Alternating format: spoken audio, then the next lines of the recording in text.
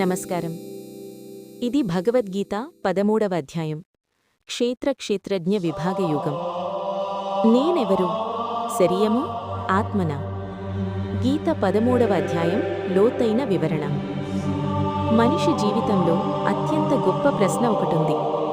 అది నేనెవరు అనే ప్రశ్న. నేను ఈ శరీరమా, లేక ఈ శరీరాన్ని గమనిస్తున్న చైతన్యమా?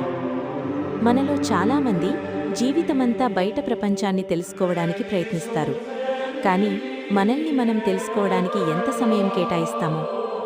కురుక్షేత్ర యుద్ధభూమిలో అర్జునుడు మరోసారి శ్రీకృష్ణుణ్ణి అడుగుతాడు, ప్రభూ, క్షేత్రమంటే ఏమిటి? క్షేత్రజ్ఞుడు ఎవరు? ప్రకృతి ఏమిటి? పురుషుడెవరు?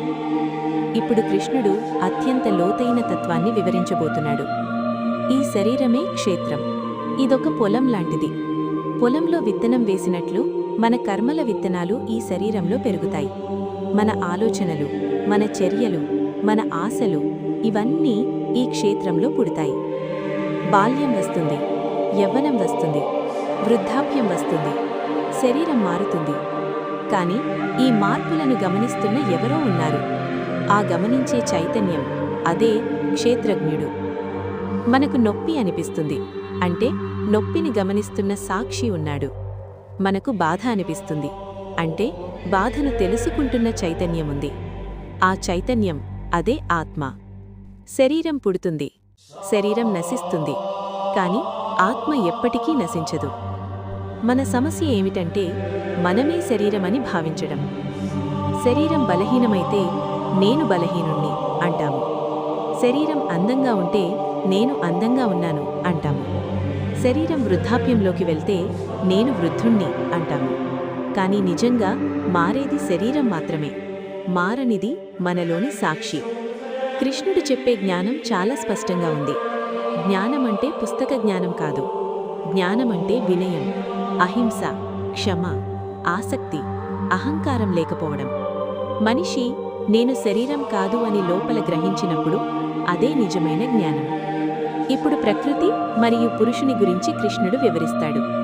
ప్రకృతి పదార్థ ప్రపంచం, పంచభూతాలు, మనస్సు, ఇంద్రియాలు, భావాలు. పురుషుడు చైతన్యం, సాక్షి. ప్రకృతి పనిచేస్తుంది, పురుషుడు చూస్తాడు. కాని మనం సాక్షి స్థానాన్ని మరిచిపోయి కార్యస్థానంలోకి దిగిపోతాం. నేనే చేస్తున్నాను అనే భావన మనల్ని బంధిస్తుంది.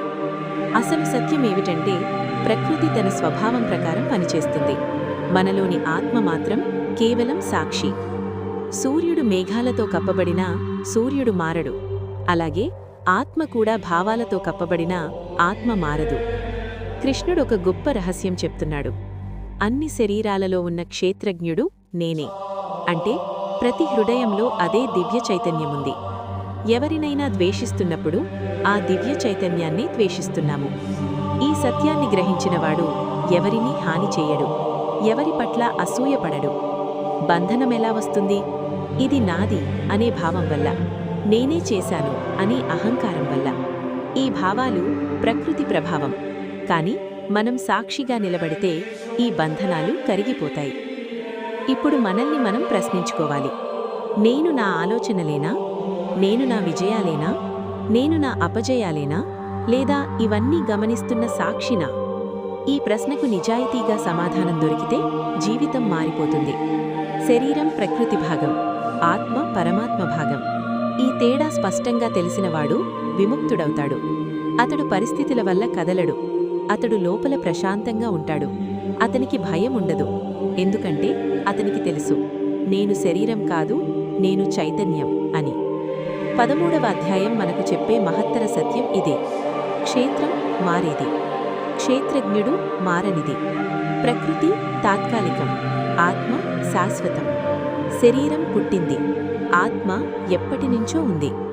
ఈ సత్యం గ్రహించినప్పుడు అహంకారం కరిగిపోతుంది, ద్వేషం మాయమవుతుంది, భయం తొలగిపోతుంది.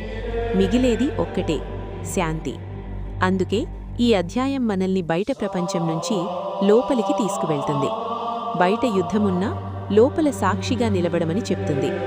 ప్రభూ, నాలోని శరీర భ్రమను తొలగించు, నాలోని సాక్షి చైతన్యాన్ని అనుభవించనివ్వు, నీతో ఏకత్వాన్ని గ్రహించే జ్ఞానం ప్రసాదించు. ఇది 13వ అధ్యాయం యొక్క హృదయం.